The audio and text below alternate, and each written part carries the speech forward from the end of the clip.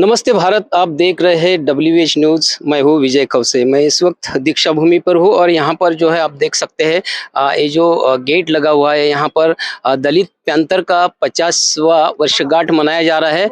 और यहाँ पर जो खास करके मेहमान जो आए हैं दिल्ली के पूर्व जो मंत्री थे राजेंद्र पाल गौतम जी आए हैं और यहाँ पर प्रोफेसर रतन लाल जी भी यहाँ पर आए हैं।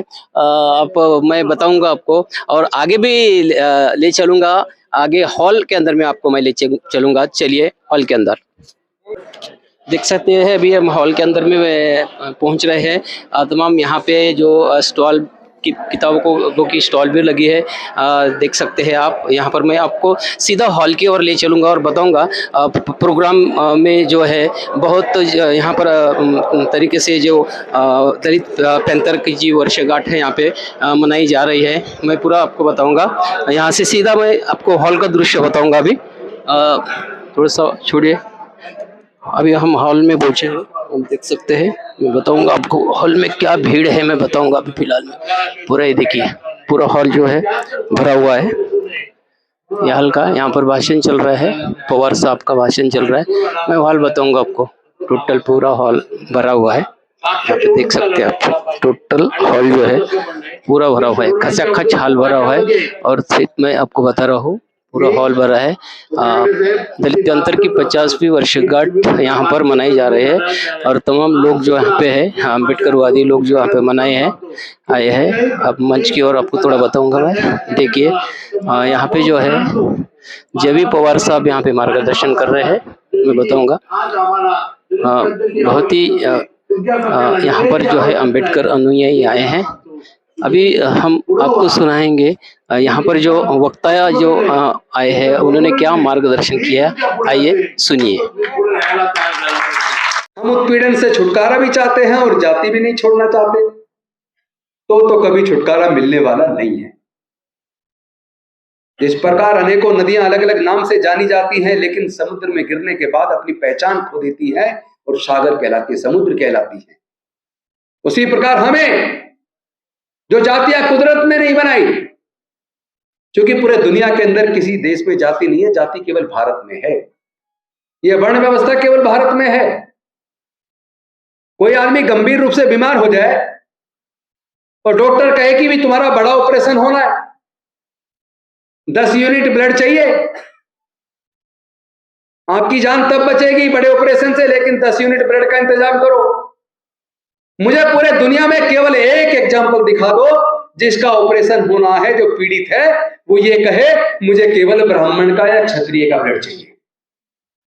तो जब जान बचानी है तब तो ब्लड चाहिए, तब ब्राह्मण का, क्षत्रिय का, हिंदू मुस्लिम का, सिख का ब्लड नहीं चाहिए, इंसान का ब्लड चाहिए ना, क्योंकि जानवर का ब्लड इंसान को चढ़ नहीं सकता। इसका मतलब कुदरत ने तो सबको इंसान बनाया और चालाक इंसानों ने हमें हजारों जातियों में बांट दिया। वो चालाक लोग आज भी अपनी चालाकी कर रहे हैं। हम लोग बेवकूफ हैं जो उनकी चालाकी में फंसे हुए हैं। हम लोग हैं जो आपस में रोटी बेटी का रिश्ता करने की बजाय इन जातियों को जिंदा रखे हुए हैं। और हम में से वो लोग और भी ज्यादा बेवकूफ हैं जो अपने गांव के सामने बोर्ड लगाए, अपनी गाड़ी पे लिखे द ग्रेट चमार, the great Mahar, the great Valmiki. अरे जाति ग्रेट कब से हो गई भाई? विचारधारा ग्रेट होती है, जातिवादी कुछ नहीं है। इसलिए जातियों को छोड़ दो, समाज को जोड़ दो।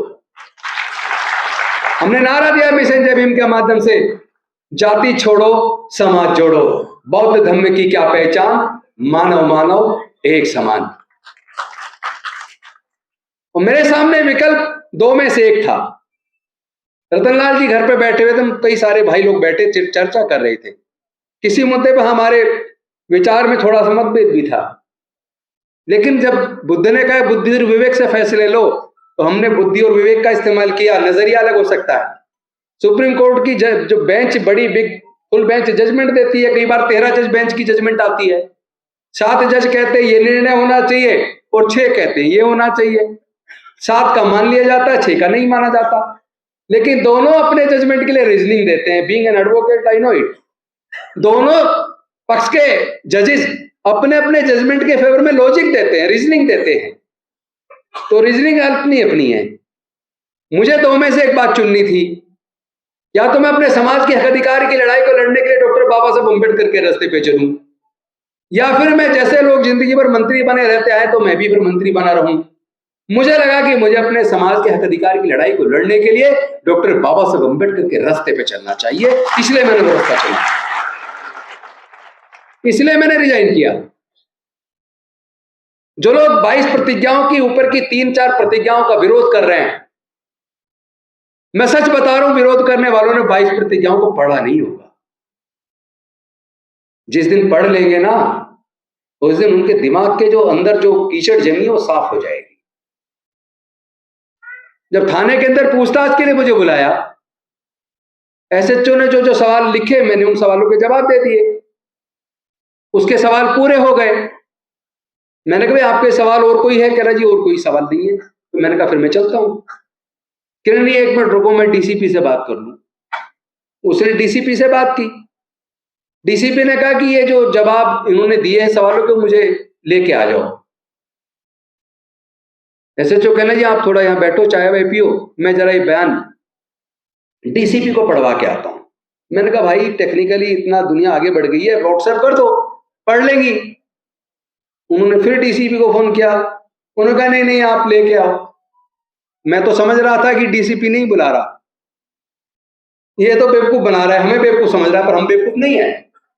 बेसिकली बीजेपी का मुख्यालय वहां से करीब 5 किलोमीटर दूरी पे था, दीनदयाल उपाध्याय मार्ग पर, जहां बीजेपी के बड़े नेता और उनके वकीलों की फौज बैठी हुई थी।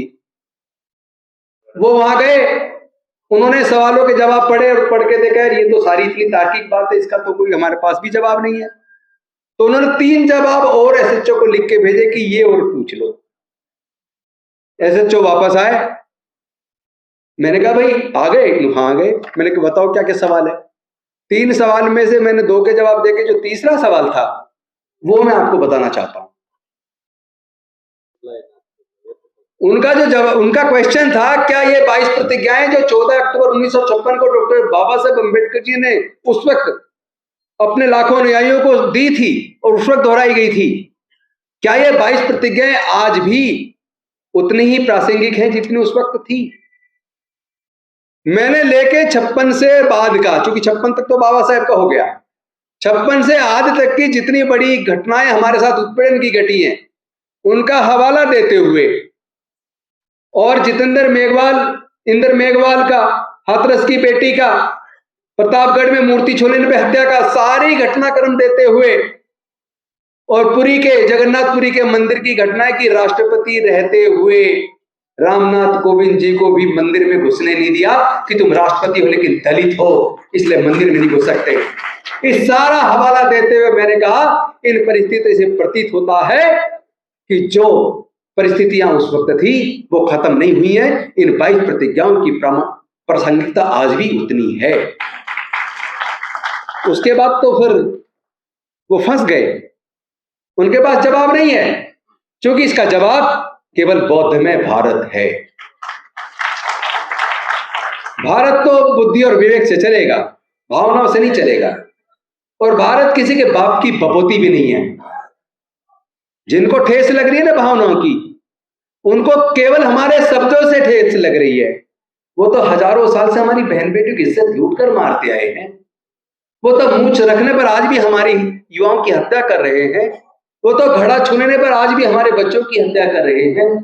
वो तो मंदिर में घुसने पर, मूर्ति छूने पर आज भी हमारे भाइयों का कत्ल कर रहे हैं। मतलब आप हमारी हत्या करते आ रहे हो हजारों साल तक, उस दर्द का तुम्हें एहसास नहीं है, और हमारी 22 प्रतिज्ञाओं से तुम्हें दर्द हो गया। अगर ये तुम्हें दर्द हो रहा है तो जब तक तुम जातिवाद को जड़ से खत्म करने के लिए हमारे साथ नहीं आते, ये दर्द हम तुम्हें बार बार देंगे। और ये गुलामी और ये उत्पीड़न हमें स्वीकार नहीं है। हमारा दिल रोता है जब अखबार में देखते हैं या टीवी पे देखते हैं या व्हाट्सएप पे हमारे पास रोज घटनाएं पूरे देश से आती हैं। क्या हमारे लोग इंसान नहीं है? क्या हमारी बहनें बहनें नहीं है? क्या हमारे भाइयों का जब कत्ल होता तो कत्ल नहीं है? क्या हमारे दर्द का एहसास भी वो लोग कभी करेंगे या नहीं करेंगे? वो तो हमारे लोगों की हत्या करने में गौरव समझते हैं। ये चलने वाला नहीं है। सकते हैं, किसी कीमत पर झुक नहीं सकते। हम लड़ेंगे भी और जीतेंगे भी। और जो रतनलाल जी कह रहे थे ना कि केवल शांति और मानवता से काम नहीं चलेगा, ये काम लाठी डंडे और गोली से भी नहीं चलेगा। क्योंकि मेरा यह मानना है, मैं बाबा साहब को मानता हूं, तथागत बुद्ध को मानता हूं, फूले साहब अम्बेडकर की विरासत को आगे बढ़ाने का मेरा संकल्प है। ये लड़ाई हथियारों से नहीं लड़ी जा सकती, क्योंकि ये लड़ाई विचारधारा की है।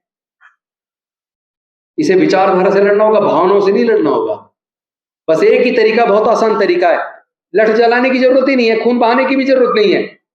केवल डॉक्टर बाबा साहब अम्बेडकर के संविधान पे चल जाओ, जातियों को छोड़ दो, समाज को जोड़ दो। जब ये समाज पूरा एकजुट होकर बौद्ध में भारत बनेगा, तो पूरी दुनिया के बौद्ध देश हमारे साथ खड़े हो जाएंगे।